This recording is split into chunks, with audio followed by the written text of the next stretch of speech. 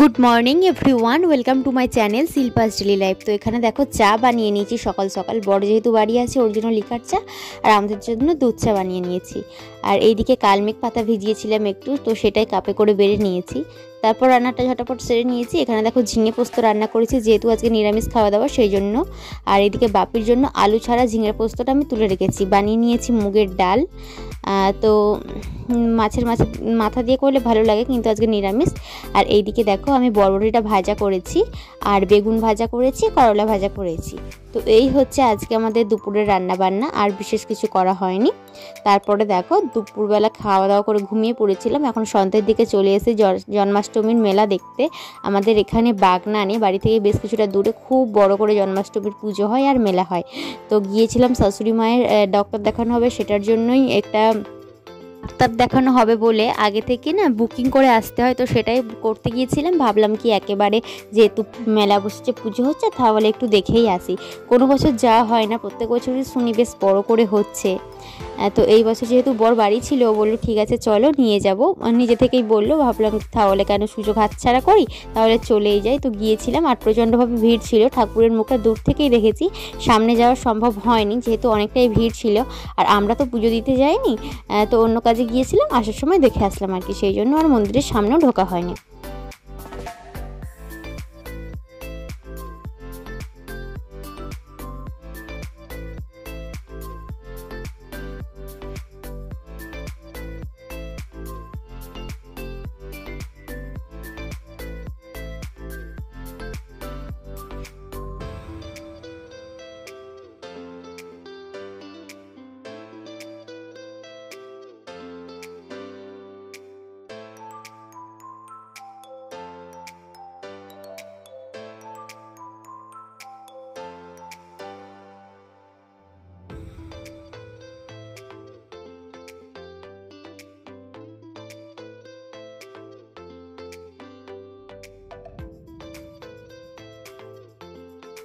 আজকে যেহেতু নিরামিষ রান্না হবে, কালকে জন্মাষ্টমী গেছে, আজকেও আমার জায়দের বাড়িতে পুজো আছে। তো সেই জন্য এখানে আজকে নিরামিষ রান্নাবান্নাই হবে। আর এই যে কুমড়ো ফুলগুলো, মাকে বললাম কুমড়ো ফুলগুলো তোলো, তাহলে কুমড়ো ফুলগুলোর বড়া বানাবো নিরামিষ। তো দেখো সুন্দর সুন্দর ফুল ফুটেছে, তোলা হয়েছে।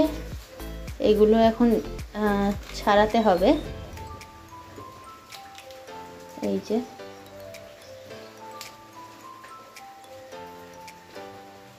মোটা থেকে আলাদা করে নিতে হবে।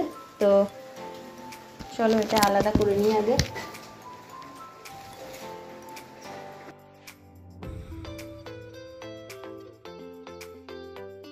আর দেখো আজকে রান্না করব পেঁপে সেদ্ধ, ঝিঙে সেদ্ধ, করলা সেদ্ধ, আলু সেদ্ধ, আর করব হচ্ছে কুমড়ো ফুলের বড়া।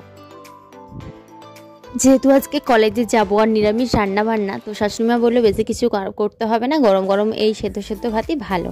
কদিন ধরে এইসব খাওয়াই হচ্ছে। আর রান্না টান্না আমার কমপ্লিট হয়ে গেছে। কালকে আমার বড় যা পুজো করেছিল, জন্মাষ্টমীর পুজো, সেই প্রসাদই দিয়েছে। তো অল্প অল্প করে আমি নিয়েছি খাবো বলে। তো এখানে ছিল লুচি, নারকেল নাড়ু, আলু ভাজা, তালের বড়া, সুজি, তারপরে হচ্ছে তালের মালপোয়া ছিল, আবার হচ্ছে নর্মাল মালপোয়া যেগুলো হয় সেগুলো ছিল। তো এগুলো খাওয়া দাওয়া করেছিলাম। তারপরে দেখো স্নান টান করে একেবারে এখানে রেডি হয়ে নিয়েছি। তো খাবারটা খেয়ে নিচ্ছি। ভাত রান্না করেছিলাম সেটা নিয়েছি, যে আলু সেদ্ধ আর কুমড়ো ফুলের বড়াটা দিয়ে আপাতত আমি ভাতটা খাচ্ছি। তারপরে বাড়ি ফিরে সেদ্ধ টেদ্ধ আছে, ওগুলো মা বাপি খেয়ে নেবে। তারপরে আমি মুড়ি টুড়ি খাবো, যা খাবো দেখা যাবে এখন, এরকম ব্যাপার।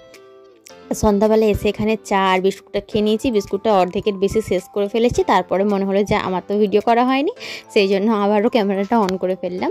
আর রাত্রিতে সেরকম কিছু বানানো হয়নি আজকে, তো মুড়ি আরই খাওয়া হয়েছে। আর চলো আজকের মতো ভিডিওটা এখানেই শেষ করছি। কেমন লাগলো অবশ্যই কমেন্ট করে জানিও, ভালো লাগলে লাইক করে কমেন্ট করে, আর চ্যানেলটিকে সাবস্ক্রাইব করবে, আর পাশে থেকো।